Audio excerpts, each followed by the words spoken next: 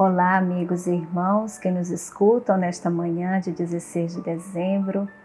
Nós estamos bem próximos do dia de Natal, o dia em que nós celebramos, comemoramos o nascimento de Jesus e que é uma data muito importante para nós cristãos.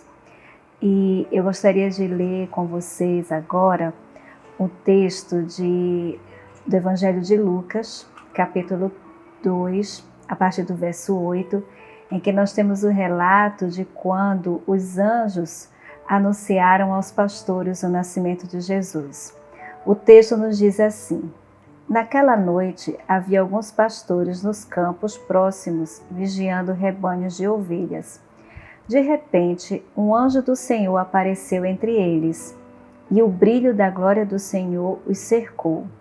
Ficaram aterrorizados, mas o anjo lhes disse: não tenham medo, trago boas notícias que darão grande alegria a todo o povo. Hoje, em Belém, a cidade de Davi, nasceu o Salvador, que é Cristo o Senhor. Vocês o reconhecerão por este sinal. Encontrarão o bebê enrolado em faixas de pano, deitado numa manjedoura. De repente juntou-se ao anjo uma grande multidão do exército celestial, louvando a Deus e dizendo: glória a Deus nos mais altos céus, e paz na terra àqueles de quem Deus se agrada.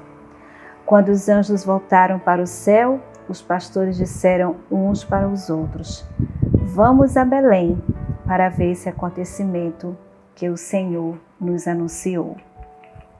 Vamos então ver o que nós podemos aprender com este acontecimento. A Bíblia sempre tem muito a nos ensinar. Então, primeiro vamos situar por que José e Maria estavam ali em Belém, né? O motivo que levou eles dois a viajar para Belém, foi o recenseamento decretado pelo imperador de Roma. Periodicamente, as autoridades romanas decretavam tais recenseamentos nas várias regiões do seu imenso império. Era para recadastrar a população e saber quanto cada pessoa tinha que pagar de imposto. Os ricos pagavam o imposto sobre a terra e sobre os bens que possuíam. Os pobres pagavam pelo número de filhos. Às vezes o imposto total chegava a mais de 50% do rendimento da pessoa.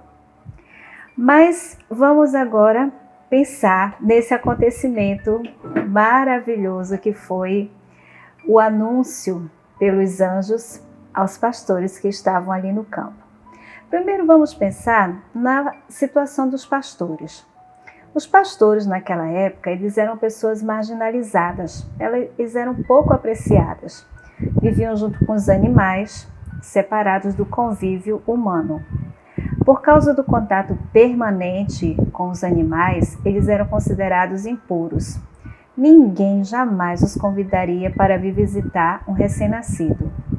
É a estes pastores que aparece o anjo do Senhor para transmitir a grande notícia do nascimento de Jesus. Diante da aparição dos anjos, eles ficam com medo. Mas a primeira palavra que o anjo diz é: não tenham medo. A segunda é alegria para todo o povo. A terceira é hoje. Em seguida, vem 3 nomes para identificar quem é Jesus: Salvador, Cristo e Senhor. Salvador é aquele que liberta todos de tudo que os amarra. Os governantes daquele tempo gostavam de usar o título de Salvador. Cristo significa ungido ou Messias. Era um título dado aos reis e aos profetas. Era também o título do futuro libertador. Significa que esse menino recém-nascido veio realizar as esperanças do povo. Senhor era o nome que se dá ao próprio Deus. São os 3 maiores títulos que se possa imaginar. A partir deste anúncio do nascimento de Jesus como Salvador, Cristo e Senhor, Você imagina alguém de mais alta categoria. E o anjo então diz: mas atenção, tem um sinal. Você vai encontrar um menino deitado num barraco no meio dos pobres. Praticamente isso foi o que os anjos disseram, né? Você acreditaria? O jeito de Deus fazer as coisas é diferente mesmo. Logo em seguida, após esse anúncio, aparece uma multidão de anjos. Uma multidão de anjos desce do céu. É como se o céu estivesse desabando sobre a terra.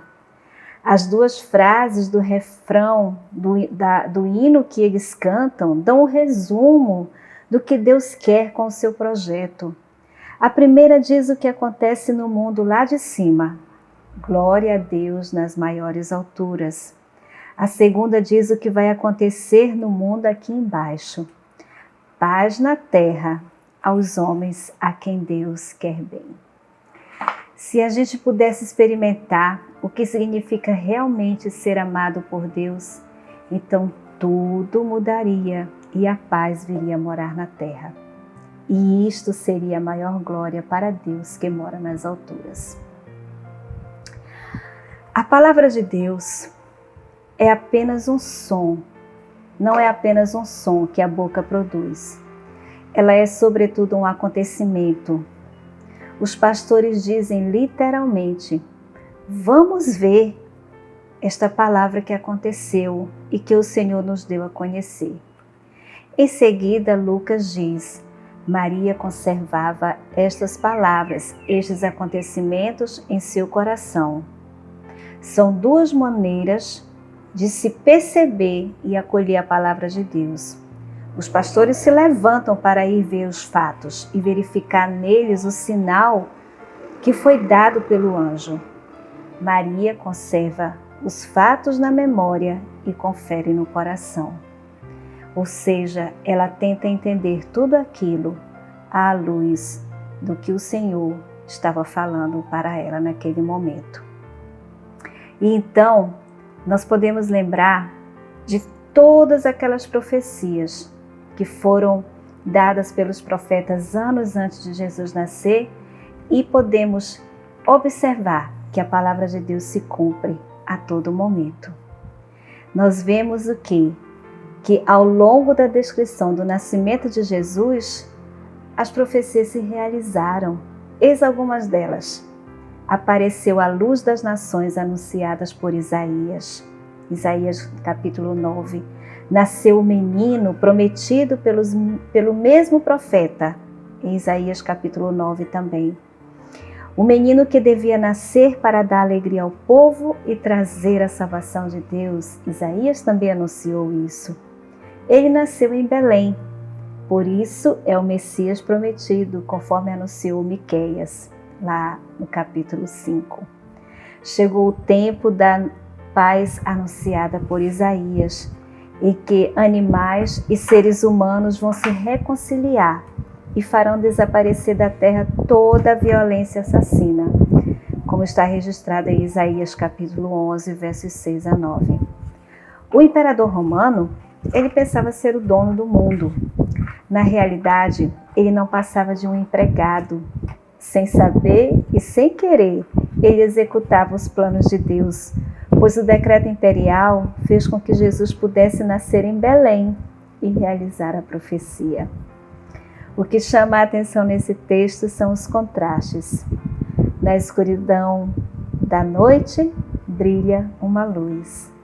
O mundo lá de cima parece desabar e envolver nosso mundo cá de baixo. A grandeza de Deus se manifesta na fraqueza de uma criança. A glória de Deus se faz presente numa manjedoura de animais. O medo provocado pela repentina aparição do anjo dá lugar à alegria. Pessoas que vivem marginalizadas de tudo são as primeiras convidadas. Os pastores reconheceram Deus presente naquela criança. Então, meus amigos, que nós possamos, nessa data tão festiva, reconhecer todos esses acontecimentos aqui narrados na palavra do Senhor, dar verdadeira importância e o lugar devido. A comemoração é pelo nascimento de Jesus, aquele que se fez carne e habitou entre nós e nos trouxe a salvação. Tenham um bom dia.